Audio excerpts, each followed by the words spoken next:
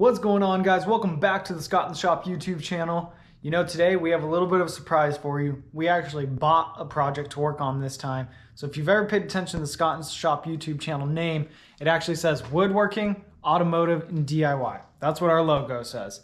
So we're going to fulfill the automotive part of that logo now. This is something that's pretty cool. Ever since I was a little kid, I actually wanted one of these.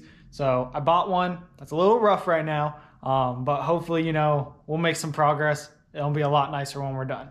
So I'm sure you're eager, want to see what it is. I'm going to show you right now.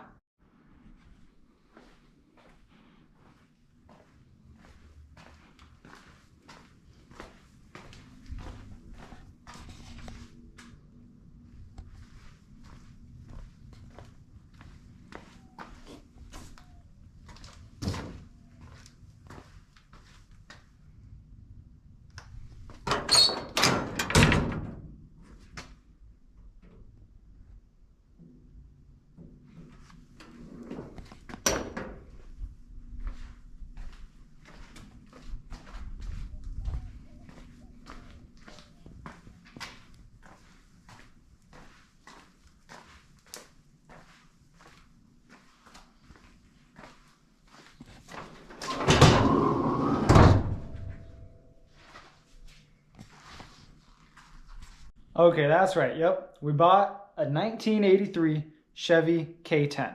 Now, if you don't know, the difference between a K10 and a C10, which you're probably more familiar with, is a C10 was two-wheel drive and a K10 is four-wheel drive.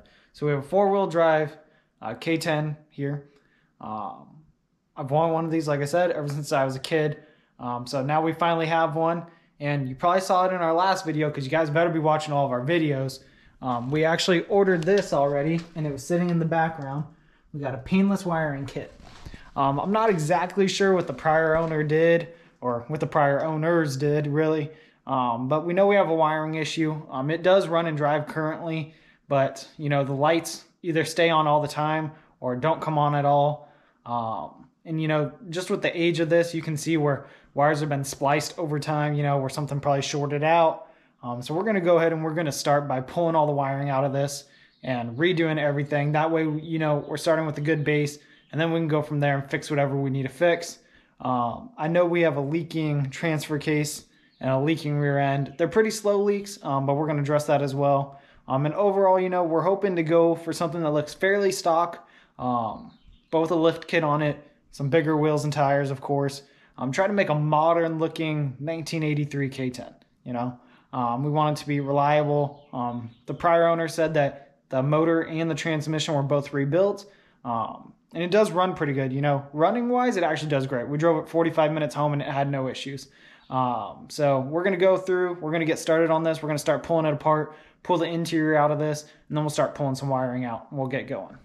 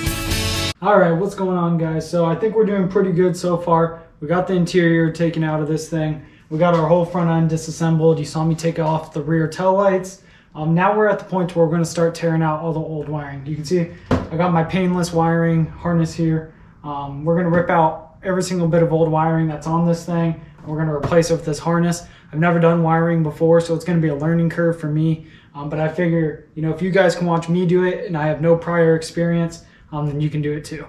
And I think, by reading reviews and whatnot, if I take my time and I follow all the instructions, which are pretty intricate, that will be okay. So I'm going to go ahead, I'm going to take out the gauge bezels that are in there because that's one part that I left in there and the instructions say to take out. So we're going to pull those out. And then, like I said, we'll just slowly start taking out the harness. The instructions say try not to cut anything if you don't have to. So we're going to do that, and then we're going to label everything on the stock harness as we're pulling it out, just in case I need to go back and reference that at any point. Let's get started.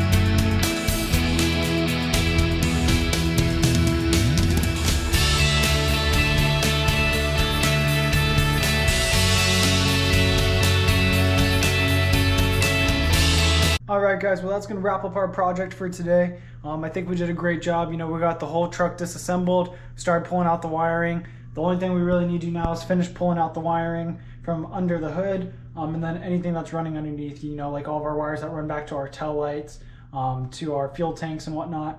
So we'll work on that in the next video, but that's going to be all for today. Make sure you guys like, comment, share, and subscribe. We'll be back with more videos. Thank you.